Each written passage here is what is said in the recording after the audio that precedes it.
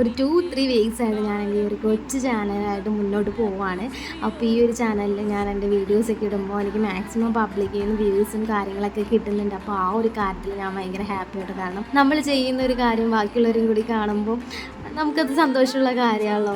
Also എനിക്ക് പബ്ലിക്കിൽ നിന്ന് ലൈക്സും കിട്ടുന്നുണ്ട്. പക്ഷേ എനിക്കൊരു സങ്കടമുണ്ട് കേട്ടോ ഗൈസ്, എല്ലാവരും കാണുന്നുണ്ട് പക്ഷേ സബ്സ്ക്രിപ്ഷനൊക്കെ കുറവാണ് ഗൈസ്. അപ്പോൾ ആ ഒരു കഥയിൽ എനിക്ക് സങ്കടമുണ്ട്. അപ്പോൾ നിങ്ങളെല്ലാവരും എൻ്റെ കൂടെ തന്നെ സബ്സ്ക്രൈബ് ചെയ്തിട്ടുണ്ടാവണേ. നിങ്ങളുടെ എല്ലാവരുടെയും സപ്പോർട്ട് ആണെങ്കിൽ എനിക്ക് ഇനിയും ഈ ചാനലിൽ കൂടുതൽ വീഡിയോസ് ഇട്ട് മുന്നോട്ട് പോകാൻ പറ്റും. Thank you.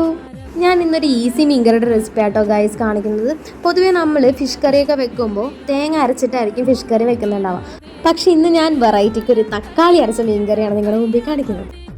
പേഴ്സണലി എനിക്ക് ഇഷ്ടമാട്ടോ, ടേസ്റ്റും ഉണ്ട്. ആൻഡ് ഓൾസോ നമ്മളിപ്പോൾ തേങ്ങയൊക്കെ അരച്ചുണ്ടാക്കി വെക്കുന്ന പോലെ തന്നെ ഒരു ഫീലാണ്. അത്രയും കൊഴുപ്പ് തന്നെ തക്കാളി അരച്ചിട്ടും നമുക്ക് കിട്ടുന്നുണ്ട്. അപ്പോൾ നിങ്ങൾക്ക് എല്ലാവർക്കും ഇഷ്ടപ്പെട്ട ട്രൈ ചെയ്ത് നോക്കണേ.